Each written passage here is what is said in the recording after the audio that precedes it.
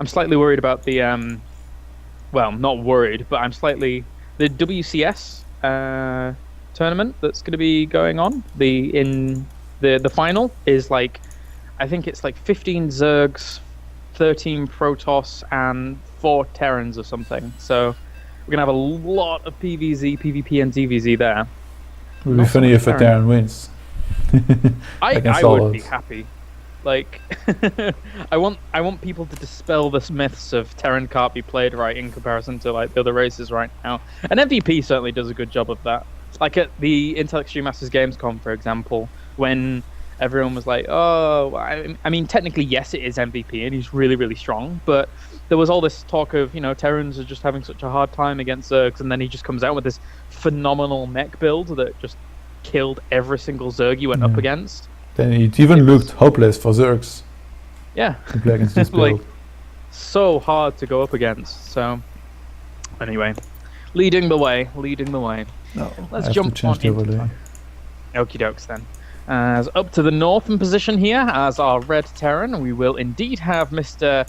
Alt-Tab Gaming's MLord, and spawning down to the bottom left, we do have TMSK's AcRo going to be spawning as our green Protoss, who is very, very good. Again, there's so many. That's the great thing about Europe. There's so much wealth and depth in the skill of Europe that there's literally hundreds of really talented players that can populate all these tournaments, and you know, for the most part, all of these players can go very far. Like these two, for example, they're not that well known by the community, but there's no reason that either of these couldn't go pretty darn far in this tournament, right? Yes. If they play a top tier player, they wouldn't be favorite, obviously, but I wouldn't be surprised if they beat some of them. Yeah.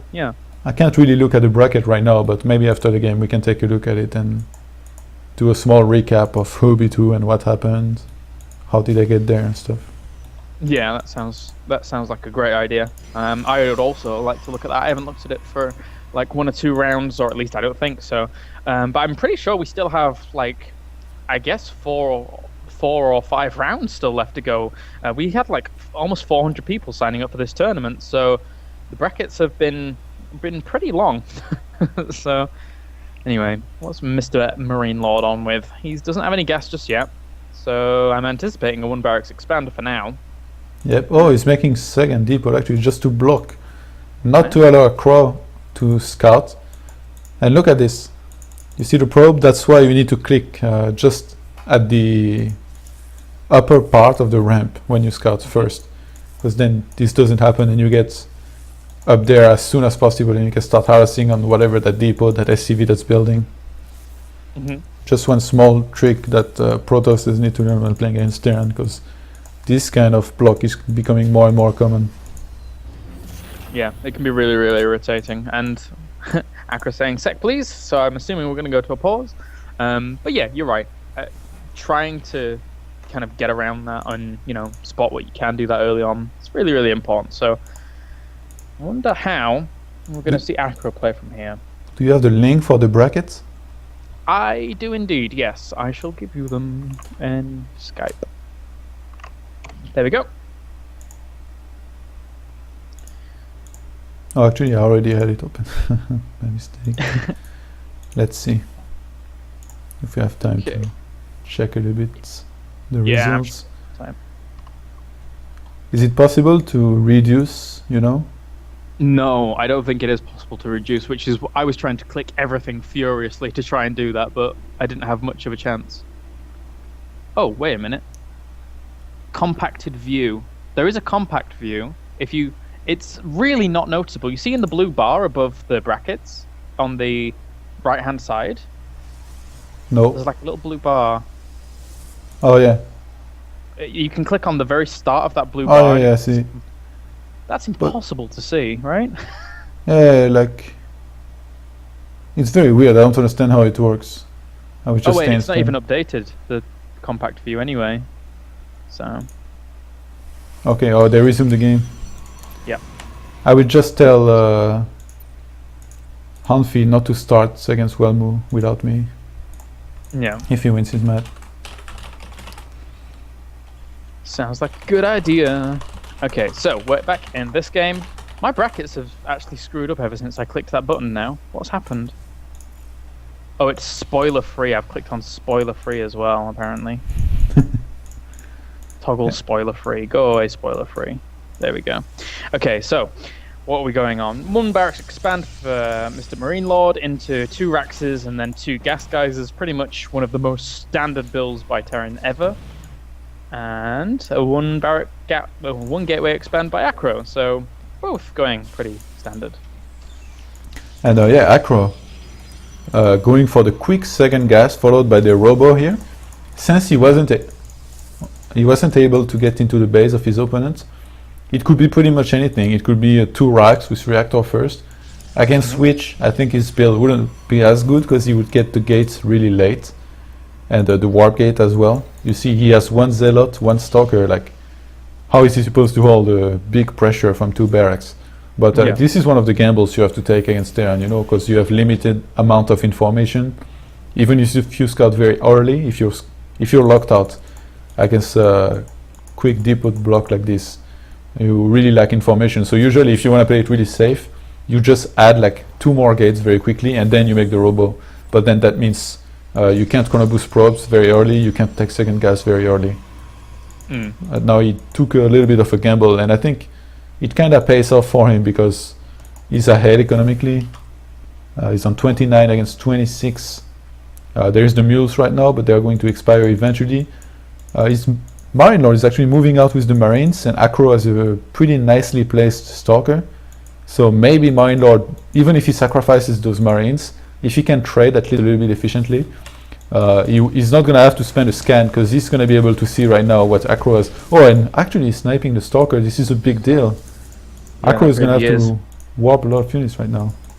Yeah, it's going to be a little bit difficult here. He needs to use these stalkers potentially to start poking away at the Marines, but he's going to use the Zealots to tank for the start of this engagement. He tries to snipe out the sentry, and he does indeed get it. Really nice movement there by Marine Lord, as he will end up getting the last stalker, maybe? No, it's actually going to get away. So nicely done there by AcRo in turn. In terms of the timing on the Robo Bay for AcRo, is that not very, very early here? Yeah, Okay. It kind of tells me that he wanted to all in at first, but now he's had to spend a bunch of gas on the sentries, so he's not able to start the thermal lens immediately. But if he throws down a couple of gates now, for sure, it will mean he's all-inning. Okay, he's making a forge, so maybe not an all-in. Maybe he's just gonna go for some upgrades off of 1 forge at first and another later on. Or it could still be a big pressure later on, like we saw Squirtle really kind of popularizing this. He was one of the only players to do that.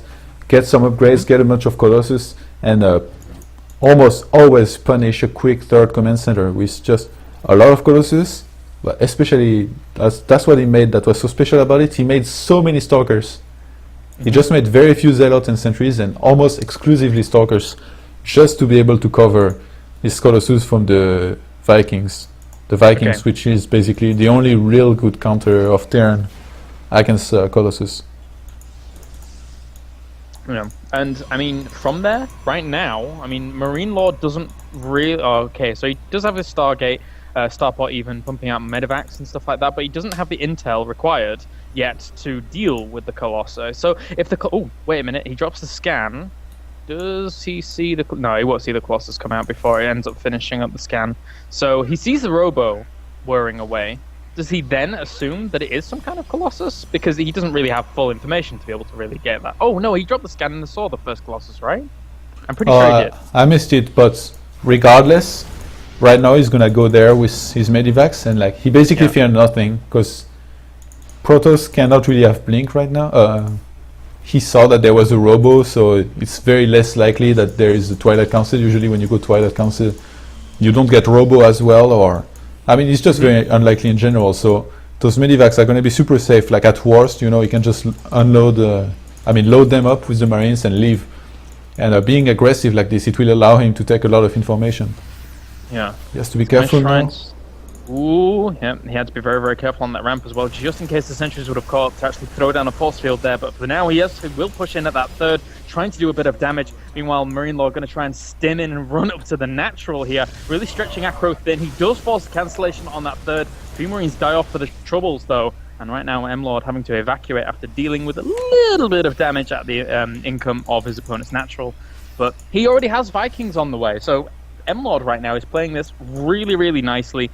As I said before, that scan did see a Colossus, so even after only just seeing them there, then he already knew that they were on the way.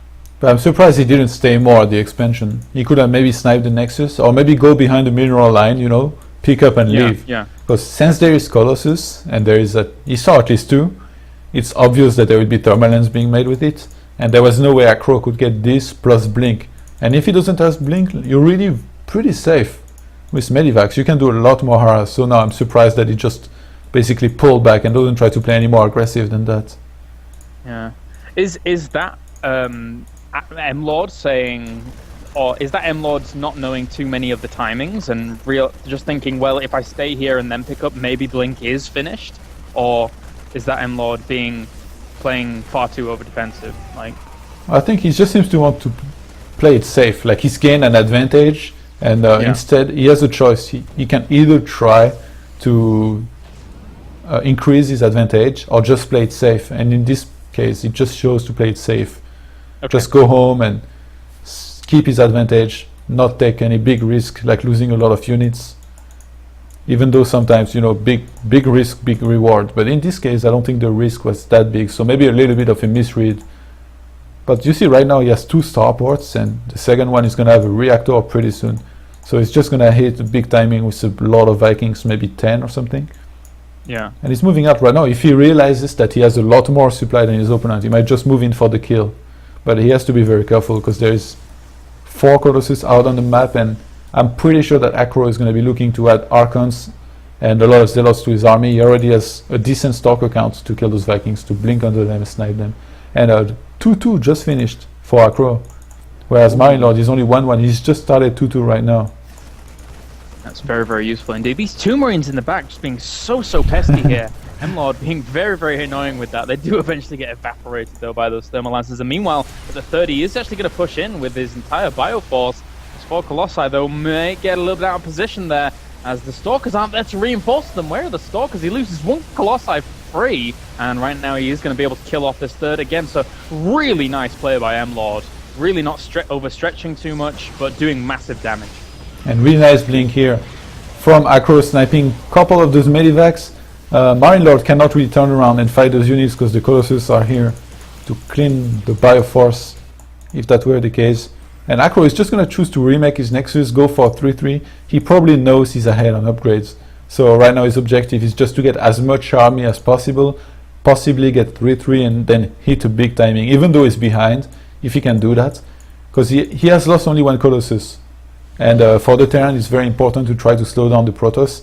If you let a Protoss get 3-3 very safely and a good Colossus count, like say 4 or 5, even 6, and then he hits a big timing with 3-3 against the Terran only being 2-2, I mean, even if you have a very good concave, if the force fields are good and the positioning of the Protoss is good as well, it's very hard for the Terran to win this fight.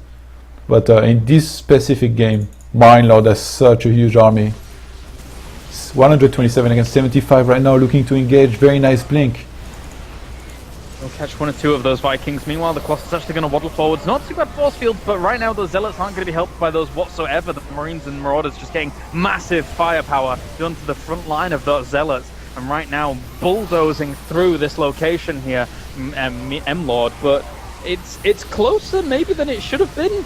But still, AcRo looking kind of down now with half the supply right now of MLord. Yeah, he really needed to reinforce with Zealots in this fight. And you see, look at the production tab. He has +2, I mean 3-3 upgrades being made, plus Storm. I think that's way too much.